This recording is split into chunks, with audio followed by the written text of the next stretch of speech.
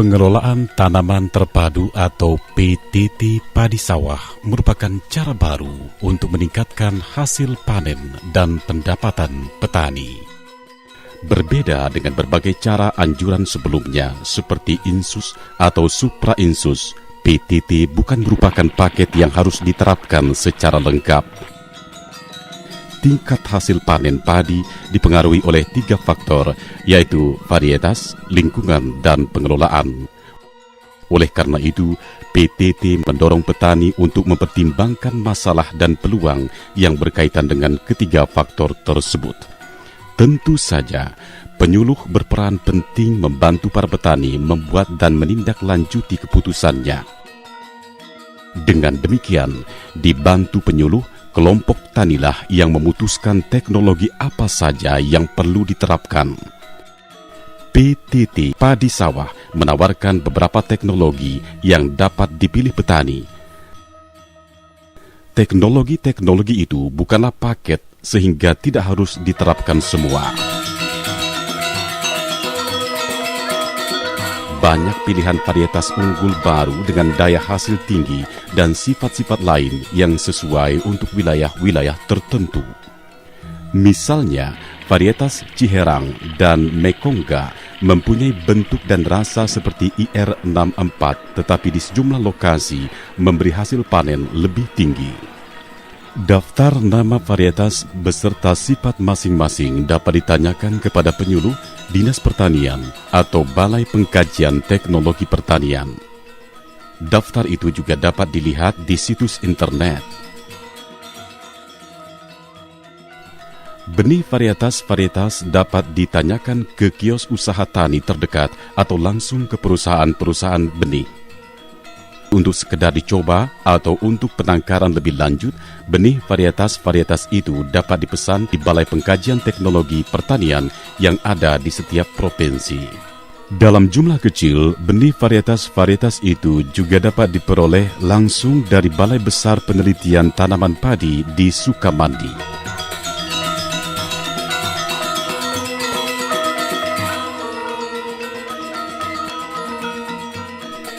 Tanpa penggunaan benih bermutu, teknologi lain tidak akan mampu memberikan hasil panen yang diharapkan. Benih bermutu memberikan pertumbuhan pertanaman yang sehat dan seragam sesuai sifat-sifat varietasnya. Secara sederhana, mutu benih dapat dinilai melalui uji daya kecambah. Perendaman benih dalam air garam 2 hingga 3% adalah cara sederhana lain untuk memisahkan benih hampa dari benih yang bernas. Pengolahan tanah dilakukan dengan traktor atau ternak. Tanah sawah yang dilumpurkan merupakan media pertumbuhan yang sangat baik, memungkinkan tanaman tumbuh seragam serta mengurangi gulma. Tetapi untuk mengejar waktu atau bila kekurangan tenaga, pengolahan tanah dapat dilakukan secara minimal. Bibit muda yang berumur kurang dari 21 hari tidak mengalami stres ketika dipindahkan sehingga akan tumbuh lebih baik. Tetapi bibit muda mungkin kurang cocok bila petani belum dapat mengendalikan hama keong emas. Cara tanam yang tepat akan memberikan hasil panen yang tinggi. Sampai batas tertentu, semakin tinggi jumlah rumpun tanaman per hektar, semakin tinggi pula hasil panen. Cara tanam jajar legowo dapat meningkatkan hasil panen.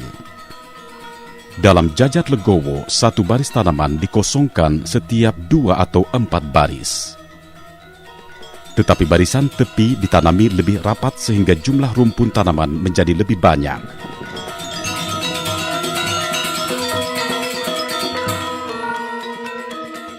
Tanam 1 hingga 3 bibit per rumpun dapat menghemat pemakaian benih tanpa menurunkan hasil panen. Bila keong emas belum sepenuhnya dapat dikendalikan, penanaman sebaiknya tidak 1, melainkan 2 atau 3 bibit per rumpun. Pemupukan tepat jenis, waktu, dan takaran merupakan teknologi berikutnya yang juga sangat dianjurkan. Pemakaian pupuk secara berlebihan selain tidak meningkatkan hasil panen akan menambah biaya usaha tani dan mengganggu lingkungan. Sebagai acuan umum, Peraturan Menteri Pertanian Nomor 40 Tahun 2007 memuat rekomendasi pemupukan padi sawah sampai tingkat kecamatan. Penerapan anjuran pemupukan sesuai dengan lokasi petani dapat menggunakan bagan warna daun untuk pupuk N. Sedangkan perangkat uji tanah sawah untuk pupuk N, P, dan K. Selain itu, penyuluh dan petani dapat mencoba petak omisi serta perangkat lunak pemupukan padi sawah yang sudah tersedia dalam bentuk CD dan cetak. Pemakaian pupuk organik sangat dianjurkan karena dapat memperbaiki struktur tanah dan mengandung unsur-unsur hara yang diperlukan tanaman. Pupuk organik berbentuk sisa tanaman seperti jerami, kompos, maupun pupuk kandang.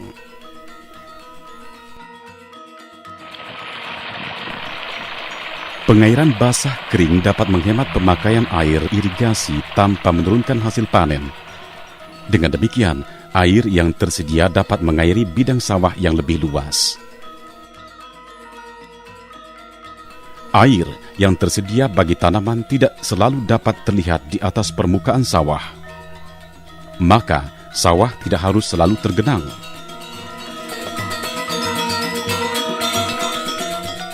Tetapi penggenangan diperlukan untuk menekan gulma di awal pertumbuhan padi dan dibutuhkan tanaman dalam fase pembungaan. Teknik sederhana ini hemat menambah aliran udara ke dalam tanah serta merangsang pertumbuhan akar tanaman.